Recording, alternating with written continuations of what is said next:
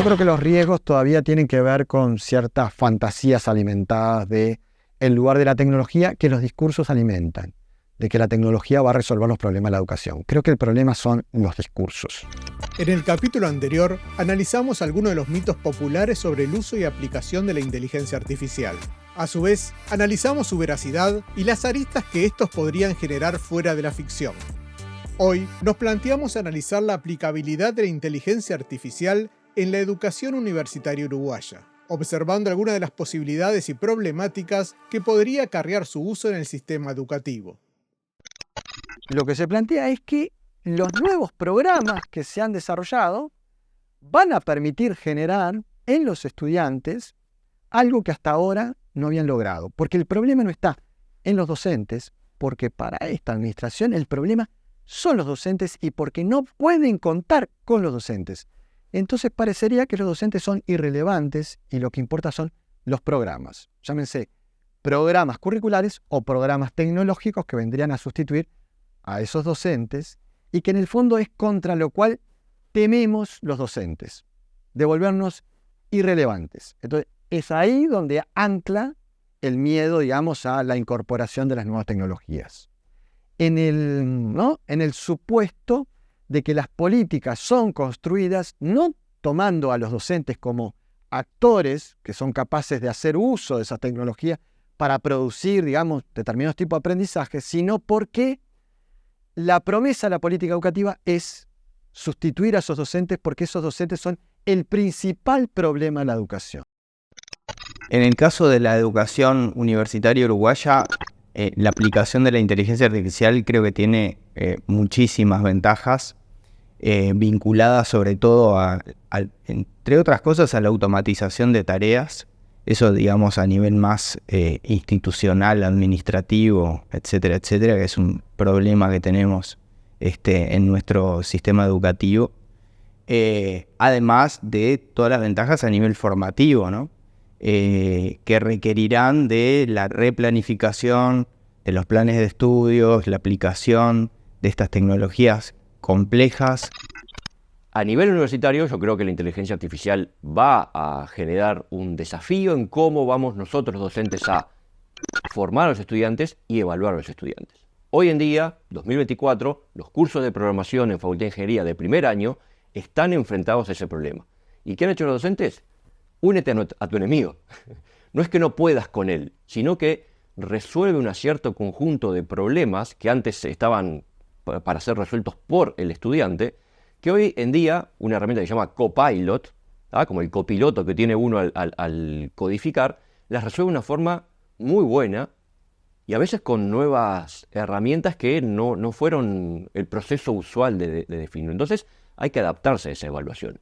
Hay que adaptar las herramientas que uno le da a los estudiantes y hay que adaptar la forma en que evalúa, porque nosotros no estamos evaluando a ver si puso el punto y coma correctamente. Lo hacemos porque es necesario. Pero también evaluamos todo el proceso de cómo utilizar las herramientas que un lenguaje o que una aplicación nos da para poder resolver el problema. Estamos siendo formativos, no informativos. Antes de analizar los efectos que podría tener la aplicación de la inteligencia artificial en la educación universitaria uruguaya, es pertinente analizar algunos ejemplos de su aplicación en otros países del mundo. Los ejemplos que tengo sobre cómo se está aplicando a nivel internacional son bastante variados. Más allá van desde el rechazo absoluto y la prohibición de usar la IA hasta casos exitosos donde se combina el machine learning, digamos, con todo lo que tiene que ver con el trabajo de prompts, por ejemplo, ¿no? O sea, no limitarnos a esa área. Sí existen, por ejemplo, claramente usos de inteligencia artificial, por ejemplo, en países como Singapur, que tiene su estrategia de Smart Country, entonces tiene muy fuerte el uso de inteligencia artificial como para personalizar la educación de sus estudiantes. Lo mismo Corea del Sur, que están haciendo un fuerte uso también de inteligencia artificial en sus sistemas educativos, justamente también para poder personalizar la educación de sus estudiantes. Sin lugar a dudas, las experiencias son diversas. Si analizando el contexto internacional, podemos ver que este es un cambio que requiere una acción por parte de la educación uruguaya, donde a su vez la personalización de la educación aparece como una de las posibles aplicaciones más beneficiosas para la educación si hablamos de inteligencia artificial. En tema del aporte eventualmente de la inteligencia artificial a la educación personalizada, desde el punto de vista tecnológico es factible y desde mi punto de vista es una herramienta que puede colaborar precisamente con los docentes en esa personalización.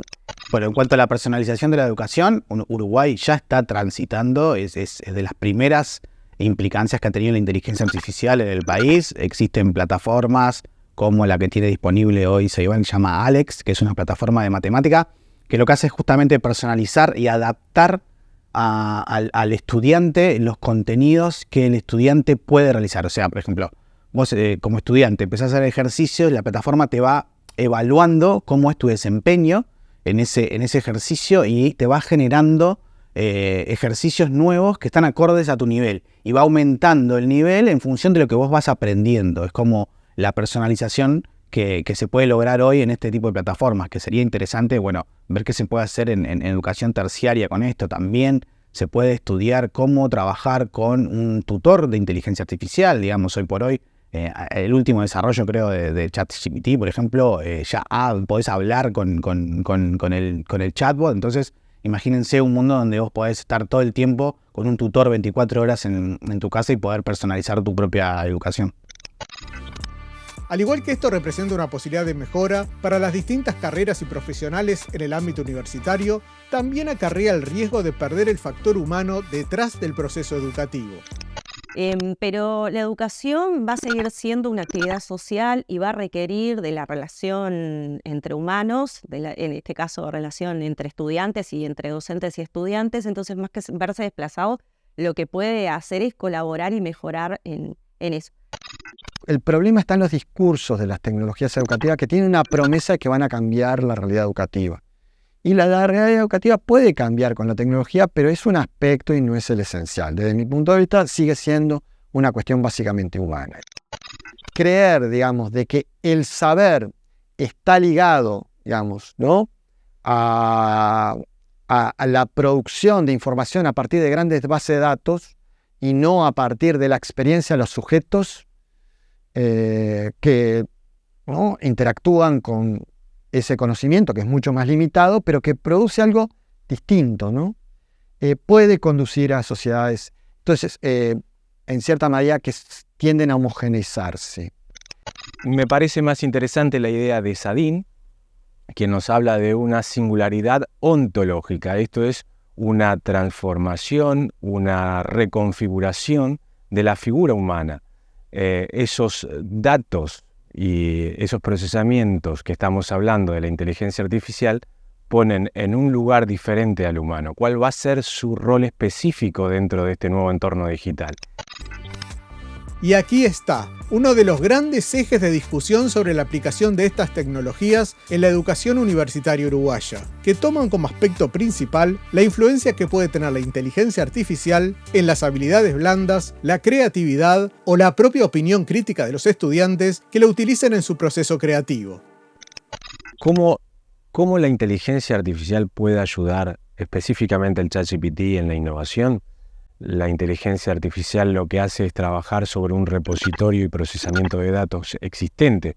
Por lo tanto, esa idea de la creación o de salir de un lugar creativo ya hecho, es difícil que lo haga la inteligencia artificial porque solo trabaja sobre aquellas cuestiones que ya tiene. Lo que sí escuché y que me pareció muy interesante fue a Federico Lecumberri, que es de ingeniería, que comentó, y no había pensado en ello, cuando a AlphaGo le ganó al Cra supergenio del Go mundial. Claro, ¿cuál era la diferencia entre el Cra mundial y la inteligencia artificial? Que la inteligencia artificial tiene la capacidad, el tiempo para procesar muchísimas jugadas en segundos. Entonces, si bien perdió la persona, lo que decía Lecumberri me parece súper interesante, es que abre la posibilidad de ver todas aquellas jugadas que el humano nunca había pensado. Y esto aplicado a otras cuestiones, es decir, no solamente en el juego, sino pensar o que nos muestre todas las posibilidades que hay sobre una cuestión para poder recorrer esos caminos por ahí que no habíamos pensado.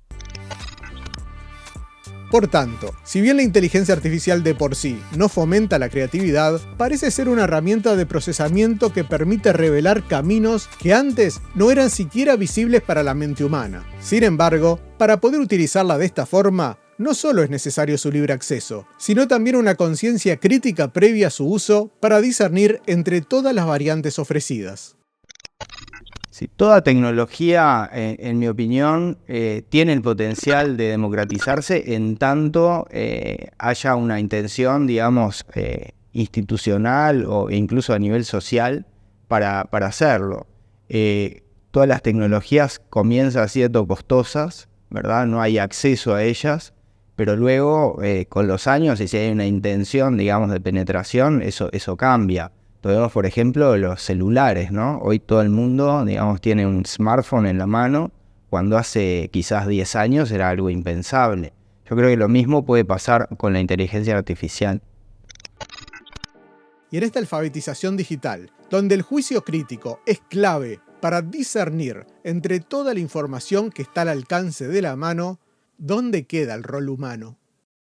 No siento que pueda desplazar el rol docente. Como todo en tecnología, le vuelvo a decir, es una cuestión humana, tenemos que tomar acciones humanas para esto, pero lo que yo creo fervientemente es que va a ser como un copiloto, ¿no? O como un asistente para el docente. O sea, tenemos que también brindarle herramientas al docente para alivianar su trabajo, por ejemplo, administrativo, donde hoy por hoy tiene muchas horas de trabajo administrativo que a veces son no pagas, a veces no, todo el tiempo son no pagas. Entonces, con ayuda de inteligencia artificial puede tener herramientas para alivianar ese trabajo y también para la planificación de clases, para corrección, para un montón de cosas, pero en este sentido, de manera de asistente o de copiloto que ayude y no justamente que reemplace, porque la instancia humana es fundamental. Creo que la alfabetización digital tiene que estar presente y ser transversal a cualquier carrera, a cualquier ámbito.